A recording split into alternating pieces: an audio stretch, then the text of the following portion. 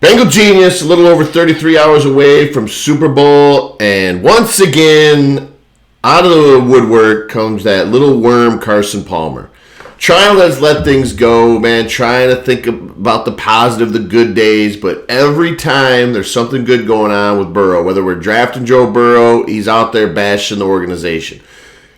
The reason his words carry no water is he re-signed the deal. And he wussed out. And it's weird, man, because who does this? It's like he couldn't do, he wants to convince himself like, well, nobody could do this job if I couldn't do it. But the guy just don't have heart. Everybody knows this.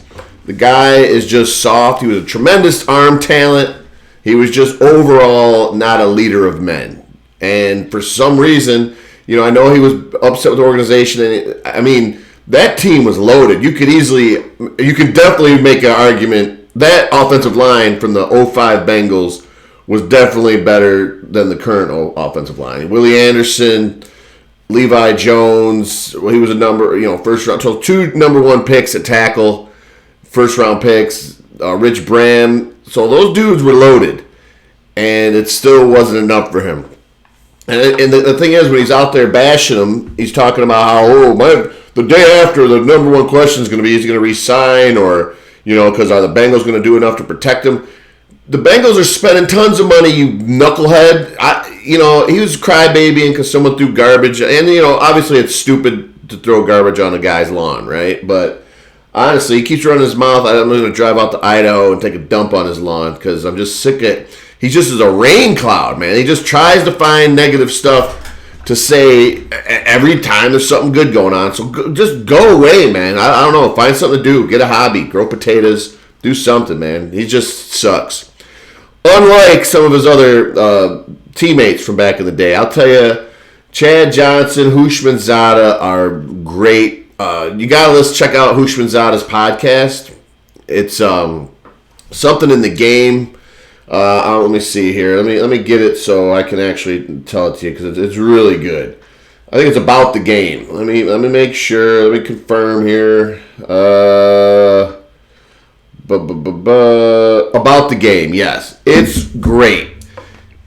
The thing that makes Hushmanzada, I got a theory about all these sports guys is a lot of times if you're an ex-player, for example, you really can't be too hard on the team. Palmer just bashes them, but TJ Hushmanzada gives you honest insight, and he's a great guy. He got that old dude tickets to the Super Bowl. He didn't even tell anybody about it. He went to the Bengals organization, saw if he could buy a Super Bowl ticket, and they hooked him up. I believe he bought one off him, but he didn't release the story to the press. He's not even sure. He thinks maybe the Bengals released the story, but the guy is just awesome, man. His show, they got such brutal honesty on there, and you really get some good insights about the Bengal organization and how things ran, some great stories from the past.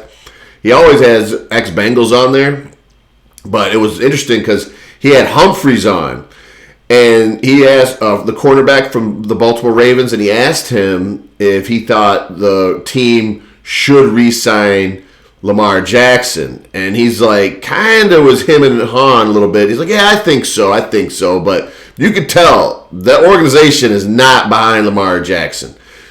And how could they be? You're on the verge of having to sign this guy for $45 million. Do you do it if you're Baltimore? Like they said, if they fall behind, they're basically a running team, and if they fall behind, it's pretty much over. It changes their whole game plan. But yeah, check out the podcast. It's really good about the game. I like it. But about this game, tons of people are picking the Rams, and somehow there's talk of a blowout and this and that. But I looked it up, and they have 8 common opponents, which seems a lot to me. And it's amazing how they really broke it down. They both beat the Lions, Jacksonville, the Ravens, and the Minnesota Vikings. They both lost to the 49ers, but as you know, they beat the 49ers the third time they played them. But the Bengals beat the Titans, but the Rams beat the Bears. Long story short is this game is going to be tight. It's going to be a tight game, and I think the unsung hero might be Joe Mixon. They're going to have to run right at I say run right at the big man there. And Aaron Donald, just keep running at him, double team him, and just you can't give up the run and just think you're going to fall back and throw it 36 times. I think it's going to look a lot like the Raider game where they just kept pounding it, and I think that they will turn the ball over, and we're going to pull this game out. So, all right, this is just one more little tidbit nugget for you. I'm going to have a couple more throughout the day because I am a nervous wreck. I'm excited. I'm just trying to soak it in, though. I'm trying to lambaste in this Super Bowl run here. It's taken forever to get here, but it's just great. It's great. I don't want to say I'm happy just to be here. Obviously, I'll win the game, but the fact that we're here already is pretty remarkable. If we can just pull this game off, it's just going to be unbelievable. One complaint, man. Ordered new Bengal gear. My dog ate my Bengal hats, and freaking over a week now. Still don't have nothing. I mean, who are you using for shipping? For 2 days, I'm supposed to get my Chase jersey, and it still hasn't arrived, man. You got a Bengal Pro Shop. You got to get that stuff and get that stuff together. Look at this is ridiculous. I need my Bengal gear. I'm sitting here. It would be faster if I drove down there. All right. Thanks for watching. Be sure to subscribe. I will be talking to you soon. Hoo day.